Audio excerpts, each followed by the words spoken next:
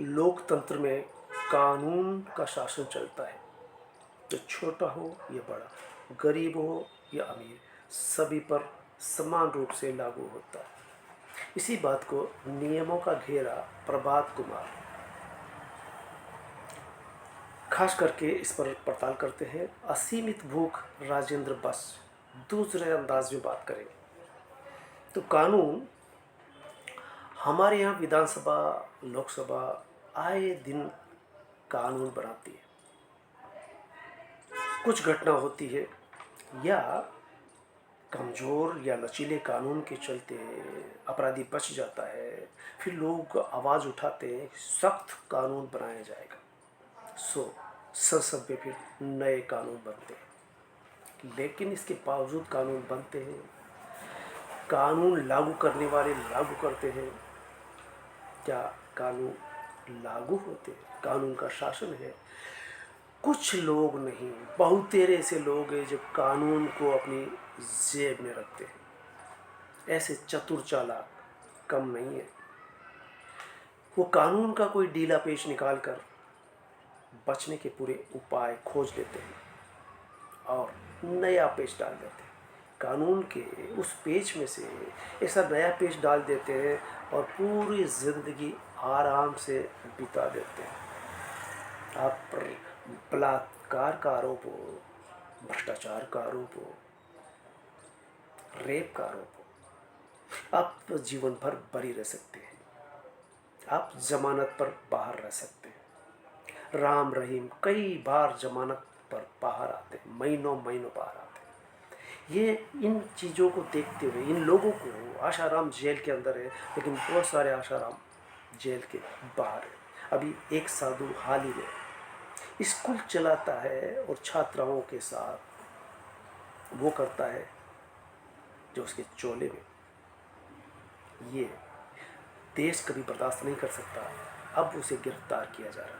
आशाराम पहले से गिरफ्तार है, राम रहीम गिरफ्तार होते हुए भी जेल से बाहर आता जा रहा था, पैरोल पर आता जाता है, छूटता रहता है। ये ढीला पेच निकाल कर किस तरह से कानून के साथ खिलवाड़ किया जाता है।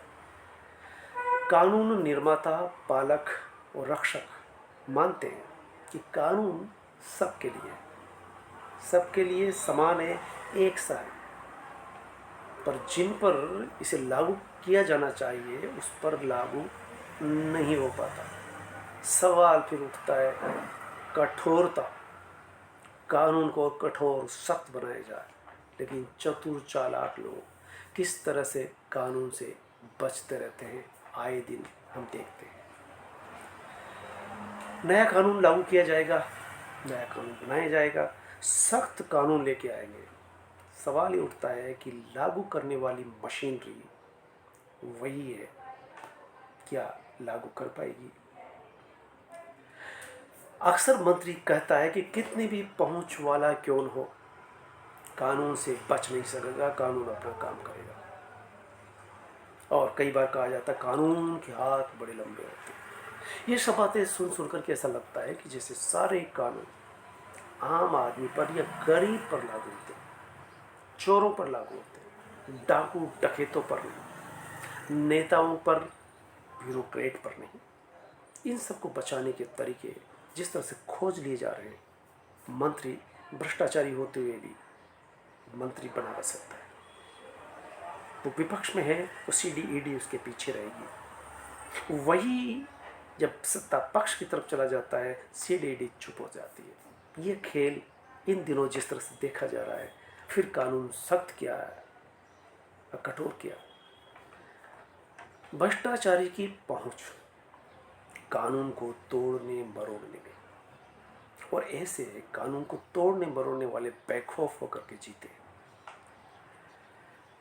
कानून का लागू करने वाला पुलिस इंस्पेक्टर या एसपी अगर ईमानदारी से काम करता है, तो उसको ईमानदारी से काम करने से कैसे रोका जाता है कि सीधे से रातों रात स्थानांतरण कर दिया जाए और अपनी पसंद का पुलिस वाला बिठा दिया जाए, वो फाइल बंद हो जाएगी। इस तरह से समान कानून की कई कमियों का फायदा उठाकर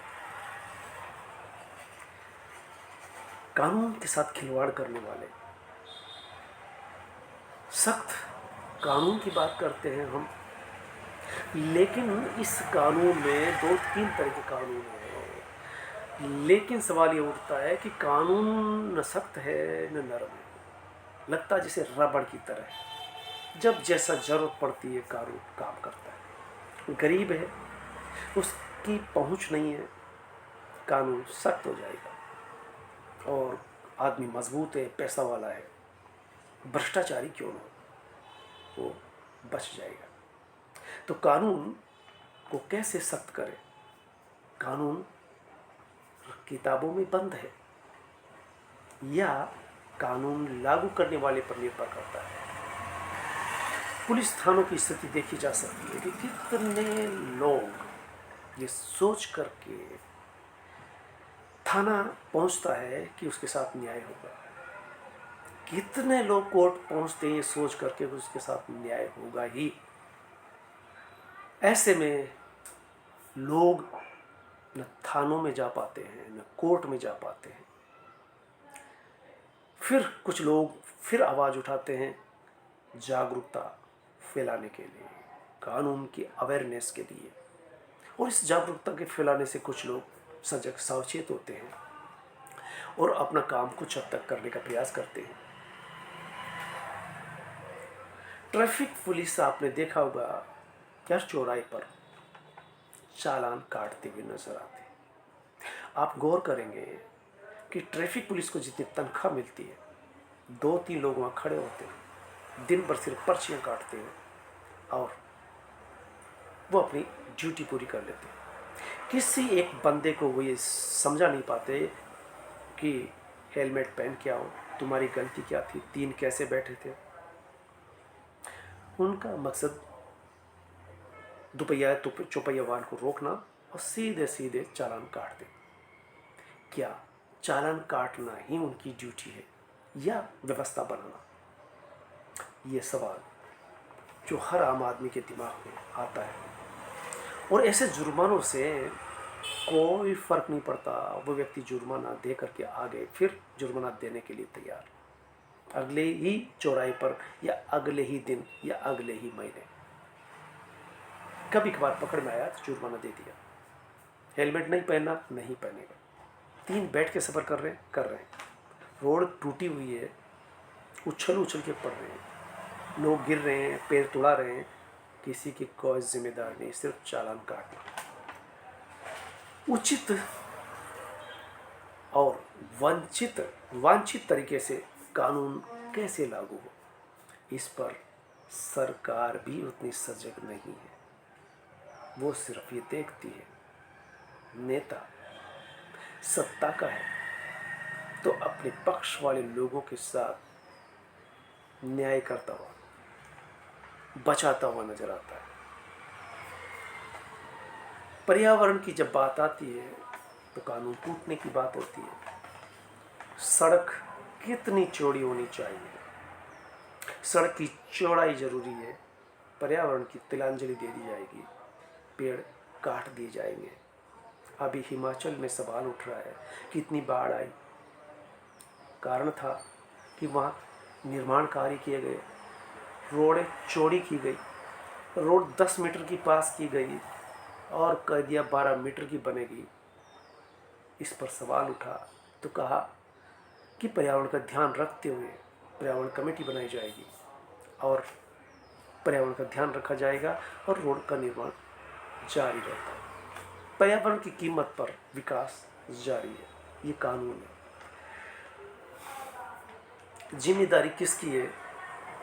कानूनन कार्रवाई करने की दुहाई दी जाती है और जिसको बचाना होता है उसके लिए कानून बेहद ढीला, रबड़ की तरह हो जाया करता है। पर्यावरण को बचाने के लिए हर वर्ष करोड़ों रुपए खर्च होते हैं। जंगल बचाने के लिए दीवारें खड़ी की जाती है रोड के सहारे, करोड़ों खर्च होते हैं। कानून से बचने की सुरंगें ढूंढ ली जाती है और कानून अपनी जगह। कोई घटना घटती है, कानून के दायरे में नहीं आ रहा, तो नए कानून की आवाज़ उठती है, नया कानून बनता है। सवाल ये उठता है कि क्रियान्वयन की जिम्मेदारी जिस थाने की है, जिस एसपी डीएसपी की है, उनको जनोन्मुखी कैसे किया जाए, ईमानदारी और कर्मठता कैसे लाई जाए, ऐसे पुलिस वाले भारत में कैसे पैदा किए जाए, जहाँ पर दामाद खोजने के लिए लड़की वाला ऐसा दामाद खोजता है जिसको ऊपर की कमाई होती हो। ये समाज की संस्कृति है। और अगर अच्छी नौकरी है तो उसको दहेज भी ऊंचा दिया जाएगा। दो तरह से रिश्वत देने का काम भारत में बड़े सम्मान के साथ चल रहा है। दहेज दिया जाएगा, मंदिर में चढ़ावा दिया जाएगा। मंदिर में जो अंदर बैठा हुआ है पुजारी, ईश्वर के नाम पर वो चढ़ावा लेता है, सीधे सीधे रिश्वत कहेंगे। किसी भी पद पर बैठा हुआ फाइल को आगे बढ़ने से रोक करके बैठ जाएगा, उसे रिश्वत चाहिए। मंदिर में बैठे हुए को चढ़ावा चाहिए। ये चढ़ावा इस तरह से आम हो चला है कि लोग मानकर ही चलते हैं कि बिना लिए दिए काम नहीं होगा। कानून बनाने के लिए विधानसभा और लोकसभा अपना वक्त जाया क्यों करती है? जनता की आंखों में धूल झोंका जाता है। विधानसभा चुनी जाएगी, विधायक चुना जाएगा और कानून बनाएगा। सांसद चुना जाएगा, कानून बनाएगा, जनता की आवाज़ उठाएगा। वो संसद में बैठ करके एक पार्टी का भोंपू बन करके रह जाता है। मोदी जी जो चाहते हैं वो हो जाएगा। सांसद चुपचाप बैठ करके जनता की आवाज़ उठाने के बजाय पार्टी लाइन पर, बल्कि पार्टी लाइन भी नहीं, मोदी की लाइन पर काम करते हुए नजर आते हैं। सांसद और विधायक पंगु हो चुके हैं। कानून किताबों के अंदर है तो नियमों का घेरा। प्रभात कुमार, अतीत की भूख में राजेंद्र, बस कुछ इसी बात को उठाते हुए नजर आते हैं कि कानून आखिर लागू क्यों नहीं होता। लोगों की भूख इतनी असीमित हो गई है कि जितना है उससे ज़्यादा चाहिए। जो मिल चुका है वो तो है ही, अब और चाहिए। वो ये और की असीमित भूख, पद, पैसा और प्रतिष्ठा। पद मिल गया तो पैसा चाहिए। ये दोनों मिलकर के जैसे प्रतिष्ठा और बढ़ाते हो। ये प्रतिष्ठा पाने का अंतिम हथियार हो चुका है। लेकिन प्रतिष्ठा पाने का अंतिम छोर क्या है, इस पर कभी विचार नहीं किया जाता है। जो है, जितना है वो अपर्याप्त है। और ज़्यादा पाने की भूख इस वक्त हर तरह के तबके में, हर तरह के लोगों में, हर नौकरी पेशा में बढ़ती जा रही है। नैतिकता अनैतिकता का भेद खत्म कर दिया जाता है। पद मिल गया तो पैसा पा करके जैसे प्रतिष्ठा उसके पीछे दौड़ी चली आएगी। पद मिल गया, अब पद मिल गया तो पैसा मिलेगा, ये दोनों से वो प्रतिष्ठा पा ही लेगा। यही कारण है कि माफिया, भूमाफिया, रेत माफिया, न जाने कितने तरह के माफिया पैदा हो गए जो व्यवस्था को अपनी उंगली पर नचा लेते हैं। ऐसे में समाज में धर्म ध्यान का भाव भी उफान मार रहा होता है। लेकिन हकीकत यह है कि धर्म का दिखावा जितना होता है, संत जेलों में जा रहे हैं लेकिन बड़ा आश्रम बनाएंगे, लड़कियों के कल्याण के लिए स्कूल खोलेंगे और उन लड़कियों को अपने पास बुलाएंगे। हाल ही में एक गेहूं आधारी संत छात्राओं के साथ बदसलूकी के आरोप में गिरफ्तार किया जाता है। आसाराम पहले से गिरफ्तार है। कानून की पकड़ को कमज़ोर करने का ये सिलसिला परवान चढ़ चुका है। एक दशक में जो हुआ है वो देश देख रहा है। तरक्की का एक मापदंड पैसा कमाना। आंखों में शर्म नहीं बची हुआ करती थी कभी।